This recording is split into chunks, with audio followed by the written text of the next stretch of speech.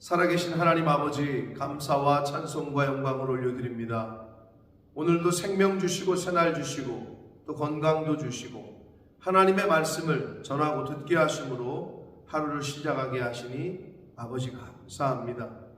아버지 하나님, 오늘 이 말씀을 듣는 모든 심령들 한 영혼 한 영혼 위에 은혜로 함께 해주셔서 오늘 한 날을 살아갈 때 하나님의 사람으로 천국 백성으로 살아가는데 부족함이 없도록 성령 하나님께서 임마누엘로 함께해 주옵소서. 이 시간 말씀하실 때 진리의 영으로 성령으로 깨닫는 영으로 함께해 주옵소서. 예수 그리스도 이름으로 축복하며 기도 올려옵나이다. 아멘. 자, 2월 19일 월요일 새벽 예배 본문의 말씀은 사사기 6장 11절로 24절까지 말씀이 되겠습니다. 사사기 6장 11절로 24절까지 말씀을 통해서 월요일에 주시는 은혜를 함께 나누도록 하겠습니다. 자, 우리가 지난 토요일에 사사기 6장을 시작했습니다. 사사기 6장, 7장, 8장은 사사기 사사들 중에서 가장 유명하고 어떻게 보면 가장 많이 알려진 사사인 기드온에 관한 이야기입니다. 사사 기드온과 300용사, 이렇게 주일학교 때도 많이 듣던, 또 설교 때도 많이 자주 언급이 되는 그러한 사사인데, 바로 그 사사 기드온 사사에 대한 이야기가 6장부터 시작이 됐습니다. 그래서 지난 토요일에 이 사사 기드온이 불려지게 된 당시의 배경, 미디안의 연합 족속들이 미디안과 함께한 사람들이 이스라엘을 괴롭혔고 7년 동안 하나님께서 그들을 괴롭히게 두셨고, 그러자 이스라엘 백성이 다시 하나님 앞에 부르짖고 기도하고 간구했더니 하나님께서 이제 한 선지자를 보내서 너희들의 이렇게 된 이것이 우상을 타파하지 못하고 우상을 섬기는 것 때문에 그렇게 됐다 하는 이야기를 10절까지 이제 말씀을 통해서 지난 토요일에 말씀을 나눴습니다. 자, 오늘은 이어서 계속됩니다. 오늘 단락에서는 이제 기드온, 사사 기드온을 하나님께서 부르시는 그러한 내용이 나타나고, 그 부르심에 기드온의 반응들, 이런 것들이 이제 기록이 되어 있습니다. 한 절씩 보시면서 함께 주시는 은혜를 나누도록 하겠습니다. 11절입니다. 여호와의 사자가 아비에셀 사람 요아스에게 속한 오브라에 이르러 상수리 나무 아래에 앉으니라. 마침 요아스의 아들 기드온이 미디안 사람에게 알리지 아니하려 하여 밀을 포도주 틀에서 타작하더니, 이렇게 되어 있어요. 자, 하나님의 사자가 기드온이 있는 그 주변에 있었고, 기드온이 그 밀을 수확한 밀을 포도주 틀에서 타작을 했대. 일반적이지 않잖아요. 넓은 평평한 곳에서 타작을 하면 되는데, 이 포도주 틀에서 했다는 것은 숨어서 했다는 거예요. 왜? 미디안 사람들이 보기만 하면 다 뺏어가니까, 당시 상황이. 그러니까 숨어가지고 이걸 안 뺏기기 위해서 포도주를 짜는 그 틀에서 숨어서 밀을 수확했다는 거예요. 타작을 했다는 거예요.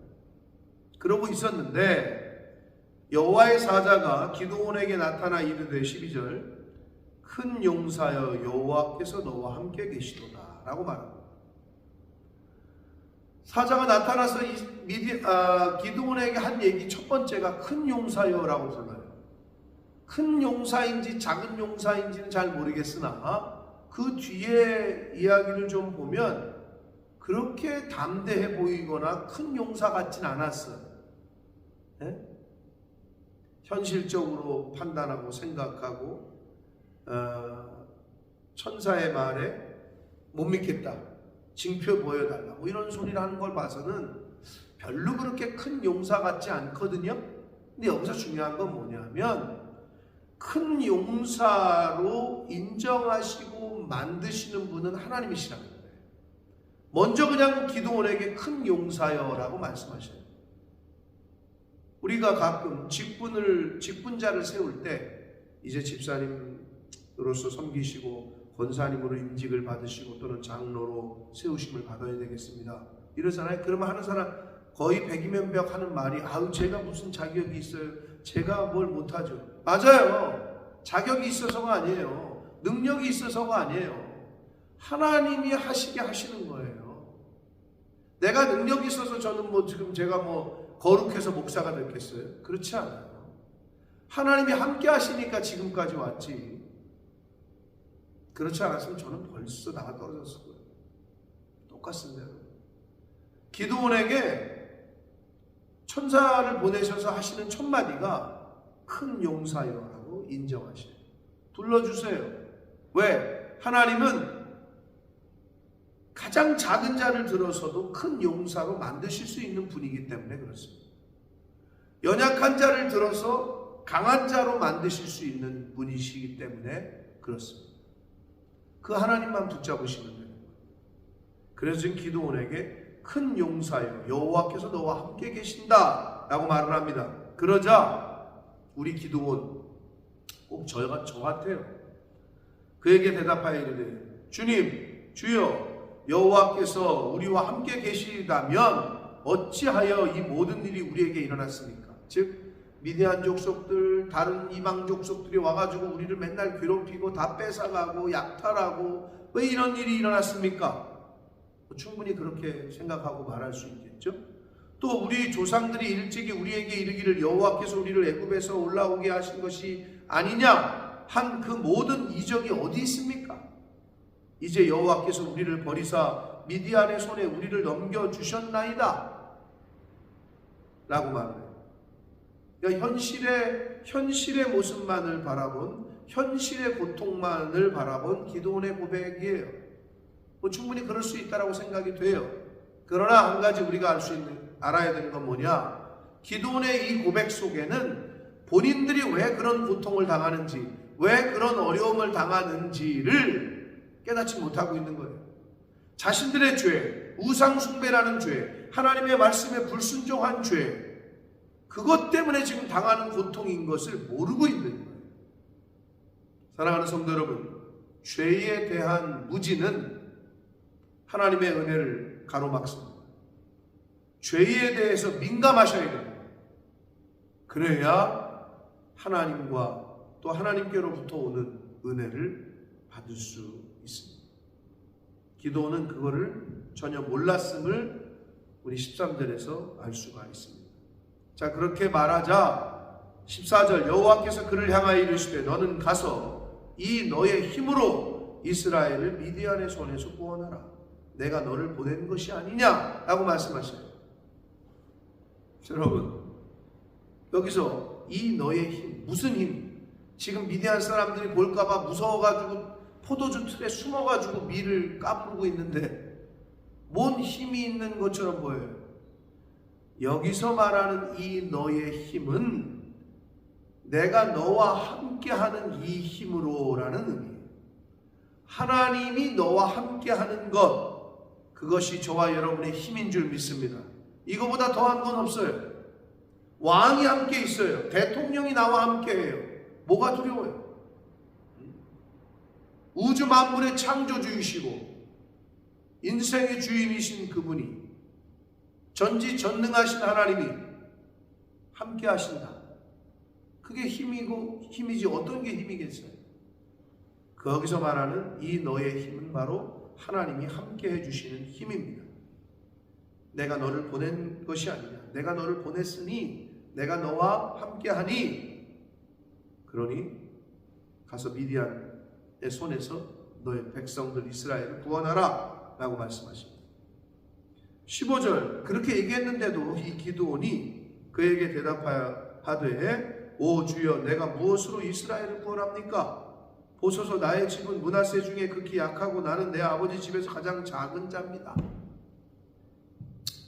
네, 딱 저희들의 모습이에요. 인간의 연약한 모습. 현실적인 것만 보는 거예요. 우리 집에 돈도 없고요. 우리 집에 능력도 없고요. 나는 공부도 많이 못했고요. 나는 할 수 있는 게 없어요. 맞아요. 우리는 못해요. 우리의 힘으로 안 돼요. 하나님이 함께 하시니까 할 수 있는 거예요. 아멘.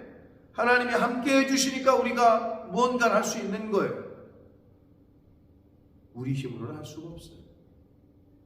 기드온의 모습이 꼭 저의 모습이고 우리 연약한 인간의 모습을 대변하고 있습니다. 그러자 16절 여호와께서 그에게 이르시되 내가 반드시 너와 함께 하리니 재차 컨펌을 해주세요. 재차 다시 얘기하셔요. 내가 너와 함께 한다니까. 내가 너와 함께 하리니 내가 미디안 사람 치기를 한 사람 치듯 할 것이다. 하나님이 함께 하시는 자에게는 불가능이 없습니다. 할렐루야. 재차 얘기를 해주셔요. 그것밖에는 우리에게 능력이 없기 때문에. 그러자 기드온이 대답합니다. 만일 내가 주께 그러한 은혜를 얻었사오면 나와 말씀하신 이가 주 되시는 표징을 내게 보이소서. 지금 하나님의 천사가 얘기하는데 하나님께로부터 온 사람인지 아닌지를 내게 좀 표징을 보여달라 라고 하면서 18절 내가 예물을 가지고 다시 주께로 와서 그것을 주 앞에 드리기까지 이곳을 떠나지 말아 주십시오. 그러자 내가 너 돌아올 때까지 머물겠다 라고 천사가 얘기를 해요. 그래서 가서 기드온이 이제 예물을 가져오는데 기드온이 가서 염소 새끼 하나를 준비하고 당시에 미디안 사람들에게 다 먹을 걸 빼앗기는 때요. 어려운 때였어요. 염소 한 마리는요 굉장한 거예요.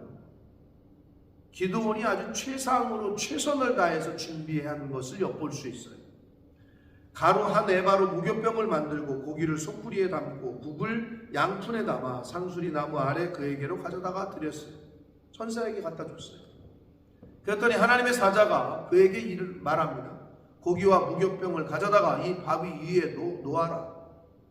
그리고 국을 그 바위 위에 놓은 그 고기 위에 무교병 위에 부으라는 거예요. 아니 기껏 음식을 만들어 왔어요. 잡수시라고. 근데 그걸 바위 위에 올려서 국을 거기다 부으래. 상식적으로는 잘 이해가 안 돼요. 왜 그렇게 하는지. 버리는 것 같잖아요. 그런데 여기서 기드온이 그대로 했다라고 되어 있어요. 여러분 이 포인트가 중요하지 않은 포인트 같지만 굉장히 중요해요. 여러분 우리가 순종할 때에는 하나님의 말씀에 순종할 때에는 때로는 내 지식, 내 상식, 내가 갖고 있는 생각을 버려야 될 때가 있어요. 그냥 오라 하면 오고 가라 하면 가고 쓰라 하면 쓰고 그대로 하나님을 믿을 때 때로는 단순해야 돼요. 말씀하시면 그대로 하면 돼요. 근데 우리는 너무 생각이 많아요. 너무 내가 가지고 있는 틀 안에 하나님의 말씀을 집어넣으려고 할 때가 있어요. 그러지 마세요. 하나님 말씀 안에 나를 집어넣으세요. 자꾸 내 안에 하나님 말씀을 집어넣으려고 하지 마요. 인간관계도 똑같아요. 사실은 남녀가 사귀는데 내 생각 안으로 내 여자친구를 집어넣으려고 해요. 그러지 마시고 관계가 좋게 되시려면 그 사람의 생각 안으로 들어가세요. 그래야 관계가 좋아져요. 바위 위에 음식을 놓고 국을 거기다 부으래. 상식적이지 않잖아요. 근데 기드온은 그대로 했다라고 성경은 말합니다. 그러자 21절 여호와의 사자가 손에 잡은 지팡이 끝을 내밀어 고기와 무교병에 대니 불이 바위에서 나와 이래요. 바위에서 불이 나왔대요. 이거는 초자연적이죠. 상상할 수 없는 일이 벌어졌어요. 그래서 고기와 무교병을 다 태웠어요. 그리고 그러자 여호와의 사자는 떠나서 보이지 아니했다라고 기록하고 있습니다. 그러자 그때서 기드온은 깨닫습니다. 하나님이 보내신 천사가 맞구나. 기드온이 그가 여호와의 사자인 줄 알고 이르되 슬프도소이다 주 여호와여 내가 여호와의 사자를 대면하여 보았습니다. 이 말이 뭐냐 하면 왜 슬프냐. 당시에는 하나님이나 하나님의 천사들을 보면 죽는다고 생각했어요. 그러니까 지금 자기는 죽게 생겼다는 거죠. 그래서 슬프다고 고백한 거예요. 그러자 23절 여호와께서 그에게 이르시되 너는 안심하라, 평안하라, 걱정하지 말아라, 두려워하지 말라, 죽지 아니하리라 라고 하나님이 말씀을 해주십니다. 너는 안심하라. 여기서 이제 기드온이 그 말씀을 듣고 여호와를 위하여 거기서 제단을 쌓고 그것을 여호와 샬롬이라고 하였더라. 그것이 오늘날까지 아비에셀 사람에게 속한 오라에 있더라 라고 말씀합니다. 여호와 샬롬, 하나님은 안심을 주시는 분이구나, 하나님은 평강케 하시는 분이구나, 하나님은 평안을 주시는 평안의 하나님이시구나, 여호와 샬롬 이라고 고백하며 그곳에서 제단을 쌓고 하나님께 예배를 드렸습니다. 사랑하는 성도 여러분, 이 기도원 우리 같지 않아요? 의심하고 또 체크하고 자기 생각대로 이야기하고, 그런데도 하나님은 그를 큰 용사로 세우십니다. 그럼에도 하나님은 그를 이스라엘을 구원할 사사로 세우십니다. 그리고 그에게 평강을 허락했습니다. 사랑하는 성도 여러분, 하나님이 우리를 부르실 때가 있어요. 너 이것 좀 해야겠다. 하나님은 우리를 쓰시겠다고 하고 부르실 때가 있어요. 그럴 때 우리는 뭐라고 대답합니까? 저는 할 수 없는데요. 저는 똑똑하지도 않은데요. 저는 돈도 없는데요. 저는 능력도 없는데요. 기도원이 그랬어요. 그리고 이런 상황인데 무슨 하나님이 함께 해주시는 거예요? 현실만 바라보고 판단을 해요. 그러나 여러분, 오늘 이 아침에 하나님께서 말씀하십니다. 내가 너와 함께 하겠다. 할렐루야. 하나님이 함께 하실 때 우리는 모든 것을 할 수 있습니다. 이 믿음을 가지시고 하나님, 기도원과 함께 하셨던 하나님께서 저와 여러분에게도 함께 하십니다. 그리고 평안을, 안심을, 평강을 허락하십니다. 두려움을 사라지게 하십니다. 사랑하는 성도 여러분, 여호와 샬롬의 하나님을 믿으시고 하나님이 주시는 그 평강, 은혜 안에 거하셔서 하나님이 무엇을 맡기시건 무슨 말씀을 하시건 그대로 하셔서 기도원이 경험했던 그 역사, 저와 여러분도 이 땅에서 하나님의 역사하심, 하나님의 함께하심 경험하고 체험하는 복된 인생을 살아가시고 예수 그리스도 이름으로 축복합니다. 기도하겠습니다. 살아계신 하나님 아버지, 감사와 찬송과 영광을 올려드립니다. 오늘도 생명 주시고 새날 허락하시고 건강 주시고 하나님의 말씀을 또 듣게 해주시니 받게 해주시니 하나님 감사합니다. 우리와 별발 다른 것 없었던 기도원, 그를 불러서 큰 용사로 세워주시고 사사로 세우십니다. 의심 많고 연약한 기도원에게 내가 너와 함께 하겠다, 내가 너와 함께하여 그들을 물리치겠다 라고 말씀하십니다. 아버지, 두려움과 의심이 있던 그에게 여호와 샬롬의 하나님으로 평강을 허락하십니다. 하나님, 오늘날 하나님이 찾으시는 또 다른 기도원, 또 다른 사사, 그가 바로 저희들이 될 수 있도록, 내가 될 수 있도록 그러한 믿음을 하나님 앞에 보여드리는 제가 되게 해주시고 이 말씀을 듣는 모든 심령들이 될 수 있도록 주님 은혜 내려 주옵소서. 예수 그리스도 이름으로 축복하며 기도합니다.